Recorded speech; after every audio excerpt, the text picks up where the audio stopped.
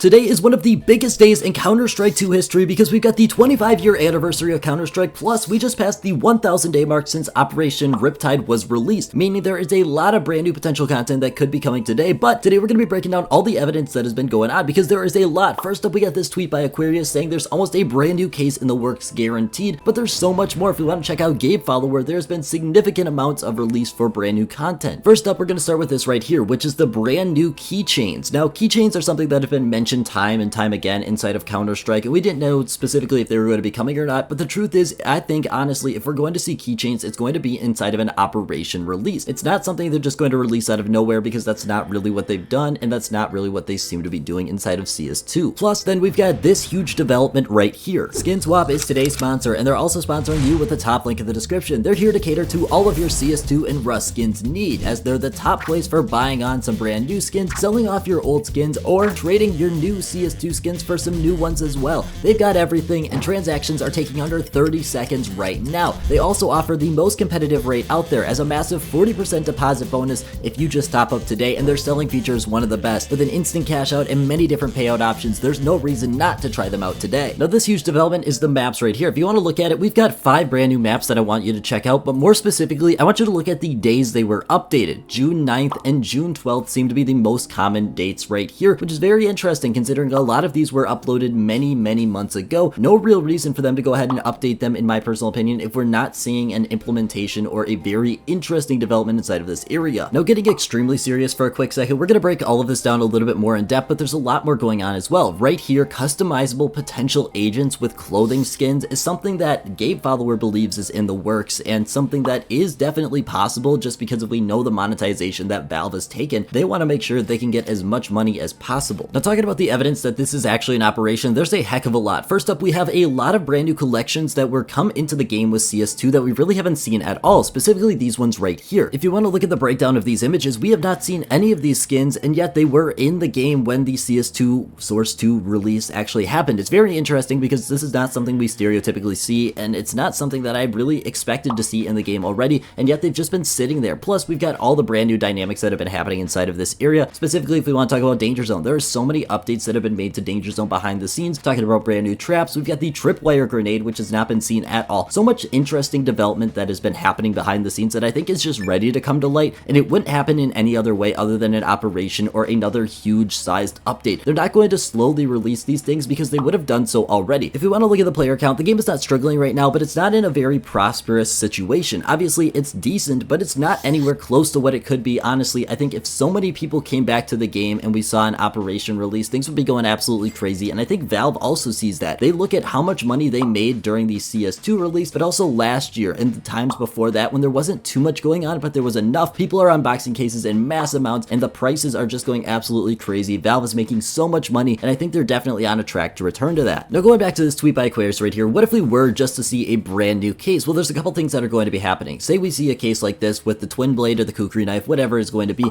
there's a couple big things you need to know. First up, if we want to look at the active drop pool right now, we need to determine which case is most likely going to get kicked out. The truth is, it's not guaranteed that a case is going to get kicked out, but it's extremely unlikely, especially in the new era, that we would not see a case removed. And when we're looking at this, there's a couple big ones that come into play. First up, Dreams and Nightmares, the Revolution, and the Kilowatt are most likely going to stay. These 3 cases have been consistently unboxed, especially the Kilowatt. There is nearly zero chance, in my personal opinion, that they're going to get removed. That leaves us with just 2 options, being the Fracture and the Recoil case. And in my personal opinion, I think the Recoil is definitely going to be the more likely one to go, just because the Fracture has seen sustainable unboxings. The Recoil is a little bit overlapping too much with the Snakebite. Snakebite was obviously just removed, but when we look at the Recoil, it's been consistently behind the Fracture, and I think the Fracture has a lot more going for it than the Recoil. That's just my personal opinion. These 2 are definitely going to be the ones that you're going to have to figure out for yourself which one you think is more likely to go than the other, but it's probably going to be one of these 2 if we do see a case removed. Remember, that's a big if inside of this area. Now, if we were actually to see an operation or some big major update that comes along with this, there's a couple big things you need to know. First up, talking about sticker capsules, we got a couple big ones. Copenhagen is going to be completely off limits in my personal opinion. I don't know why you would be investing into Copenhagen based off everything we're seeing with Paris right now, but even if that potential was there, I would say it's definitely off the table, especially with a major update. These prices are almost guaranteed to drop further down, in my personal opinion. If we want to look at what happened last time when an operation released, this was actually the reason that RMR started to go into the negatives, was because of the release of Operation Riptide. If you needed more evidence to support the idea that investing into Copenhagen would not be a good one. Talking about Paris, it's a very similar situation. You could definitely invest into Paris right now if you really wanted to, because you're only looking at about 14 cents per capsule, but I still think you're probably going to be better off just holding away your money. I don't think the sticker market right now is in a very prosperous situation based off everything we're seeing. We're not even seeing Antwerp and Stockholm going up right now, which is absolutely crazy. They've dropped down a significant amount. I don't think it's going to be worthwhile for you to try and pick up sticker capsules, just because obviously people are going to be applying more stickers if we see brand new weapons, but I don't know if it's necessarily going to balance out the massive supply that's going on inside of this area. Plus, people love to sell off their investments when a new operation or major update comes. That's probably exactly what we're going to be seeing inside of this area. Now, talking about things you could potentially be buying, the number one thing people are going to be telling you to buy when an operation rolls around is going to be filler skins. Now, filler skins are in a very interesting predicament, but we'll break that down in just a quick second. Talking about filler skins as an operation investment, these are going to be the number one way to make profit in previous operations. We don't know necessarily if it's guaranteed to return, but people were making a ton of money off of this because people are going to be doing a ton of trade ups trying to get those brand new skins when a new operation or new content releases. Obviously, this is very determinant on a brand new piece of information or piece of content coming into the game. As for my personal opinion on this, we gotta talk about filler skins as a whole, because things have changed since the last operation. Now we're in a brand new predicament because you can choose to buy filler skins, but it's not the same investment it used to be. That's because of the brand new drop system. There is significantly more filler skins out there because you can choose 2 items and you're guaranteed to at least have the option to choose a skin. This is very important because this means there's significantly more filler skins out there, meaning that a lot more supply has been created and therefore the prices are significantly lower than they what used to be.